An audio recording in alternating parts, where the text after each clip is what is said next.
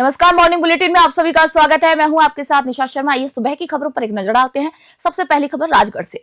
राजगढ़ में गुरुद्वारा सिंह सभा की ओर से सिखों के 10वें गुरु गुरु गोविंद सिंह जी का 359वां प्रकाश पर्व बड़ी ही श्रद्धा और उत्साह के साथ मनाया गया।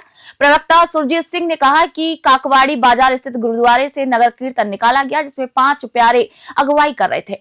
नगर कीर्तन गोल सर्किल, सराय बाजार और मेला चौराहे होते हुए गुरुद्वारा साहिब पहुंचा, जहां पर जगह जगह पुष्प वर्षा कर उसका स्वागत किया गया। दिल्ली और भरतपुर की गतका पार्टियों ने रोमांचक यहां पर प्रदर्शन किए। 30 दिसंबर से चल रही प्रभात फेरी का समापन हो गया और श्री अखंड पाठ साहिब का शुभारंभ हुआ, जिसका समापन 5 जनवरी को सुबह 10 बजे होगा। जयपुर से आए रागी भाई मनमीत सिंह और भाई जगजीत सिंह शब्द कीर्तन यहां पर करने वाले हैं। शाम 7 बजे विशेष दीवान सजेगा, जिसमें बच्चों का कवि दरबार और शब्द गायन होगा। गुरु का अटूट लंगर भी यहां पर वितरित किया जाएगा। राजगढ़ से अखिलेश वशिष्ठ की रिपोर्ट आपको दिखा रहे हैं।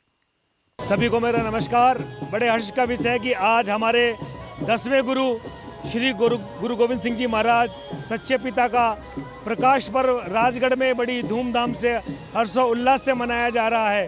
पूरी संगत हमारी जोश से भरी हुई है, क्योंकि भरे भी क्यों ना, क्योंकि ऐसे गुरु कहाँ मिलते हैं। हमारे गुरु जिन्होंने अपने पिता की कुर्बानी दी, छोटे छोटे बच्चों 4 साहिबजादे उनकी कुर्बानी दी, तब जाकर इस देश को आज़ादी मिली। आज हम उनको नमन करते हुए, याद करते हुए उनका प्रकाश पर्व बड़ी धूमधाम से मना रहे हैं। और उसके उपलक्ष्य में आज ये नगर कीर्तन का प्रोग्राम रखा है, जो 3 तारीख से शुरू हुआ और ये 3 तारीख से गुरुद्वारे से लेके गोल चक्कर होते हुए मेले के चौराहे जाएगा। वहाँ से ये वापस गुरुद्वारे साहब प्रस्थान करेगा। उसके बाद गुरु का अटूट लंगर बरतेगा।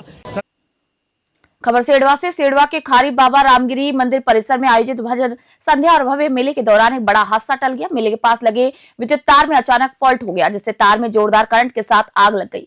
गनीमत रही कि इस घटना में किसी भी प्रकार की जनहानि नहीं हुई। मौके पर आग पर काबू पाने के लिए पर्याप्त संसाधन मौजूद नहीं थे, जिससे कि अफरा तफरी का यहाँ पर माहौल बन गया।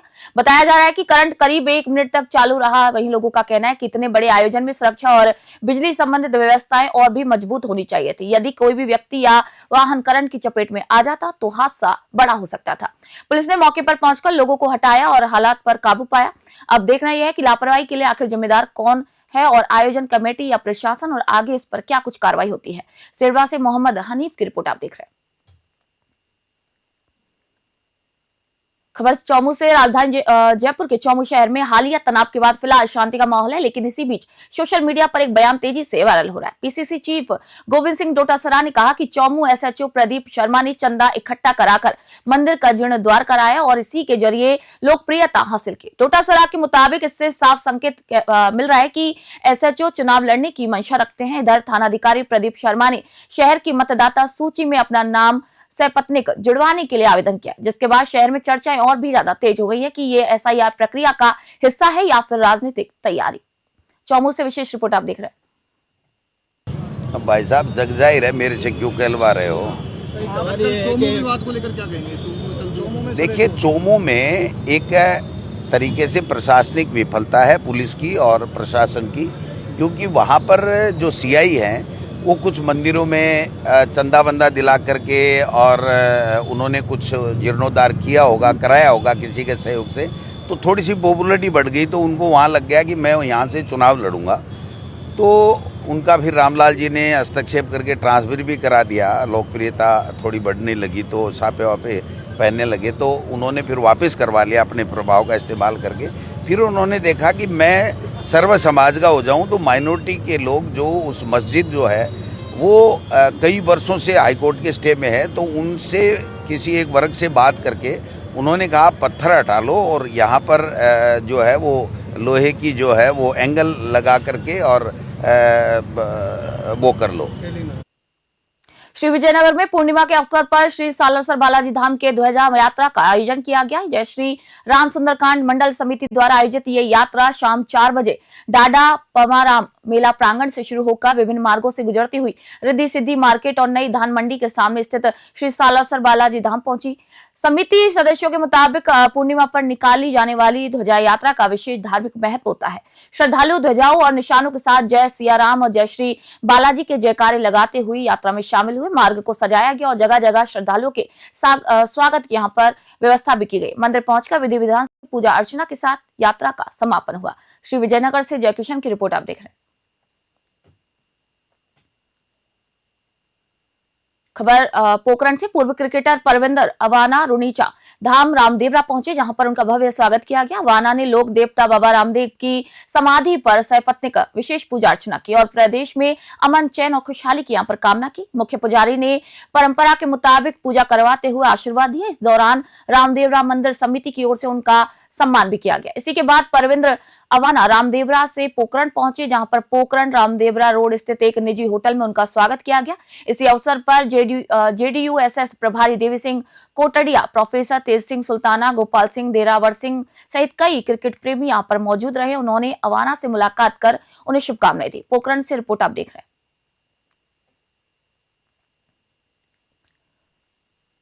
हनुमानगढ़ के गोगामेड़ी में नववर्ष के अवसर पर आयोजित मिनी मेला भले ही शांतिपूर्वक संपन्न हो गया हो, लेकिन मेला क्षेत्र अब गंदगी और कूड़े कचरे के ढेर से परेशान है। गोगाजी मंदिर और न्योहर रिलीफ सोसाइटी धर्मशाला के आसपास फैली गंदगी से तेज सड़ांध उठ रही है, जहां पर राहगीर और दुकानदारों को यहां से गुजरना मुश्किल हो गया है। लोगों का कहना है कि ना तो यात्रियों ने साफ सफाई का ध्यान रखा और ना ही स्थानीय प्रशासन और देवस्थान विभाग ने समय रहते इसकी व्यवस्था की। मंदिर परिसर के पास जमा कचरे से बीमारियां फैलने का जो खतरा है वो भी बढ़ गया है। वहीं क्षेत्र के जागरूक लोगों की मांग है कि पूरे मेला क्षेत्र की तुरंत सफाई करवाई जाए, ताकि श्रद्धालु और स्थानीय लोगों का यहाँ पर राहत मिल सके। हनुमानगढ़ से विनोद चौधरी की रिपोर्ट आप देख रहे हैं।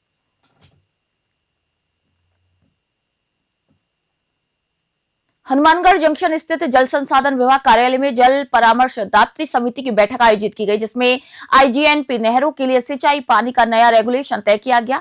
निर्णय के मुताबिक 21 जनवरी तक 4 में से 2 समूहों को सिंचाई के लिए पानी उपलब्ध रहेगा, जबकि 21 जनवरी से 13 मार्च तक 3 में से केवल 1 समूह को ही पानी दिया जाएगा। अधिकारियों ने कहा कि पानी की उपलब्धता के मुताबिक भविष्य में इस रेगुलेशन में बदलाव संभव है और यदि कैचमेंट एरिया में बारिश होती है तो स्थिति बेहतर हो सकती है। किसानों ने कहा कि फिलहाल राहत मिलेगी, लेकिन आगे सिंचाई अंतराल बढ़ने से फसलों पर असर पड़ने की आशंका है। खासकर पाली की स्थिति में बैठक में कई विधायक और विभागीय अधिकारियों ने यहां पर भाग लिया। हनुमानगढ़ से विनोद चौधरी की रिपोर्ट आप देख रहे हैं। हमारी जो रिव्यू बैठक थी 30 तारीख को हमारी बैठक थी, उसके अंदर कोई निर्णय नहीं हो पाया था।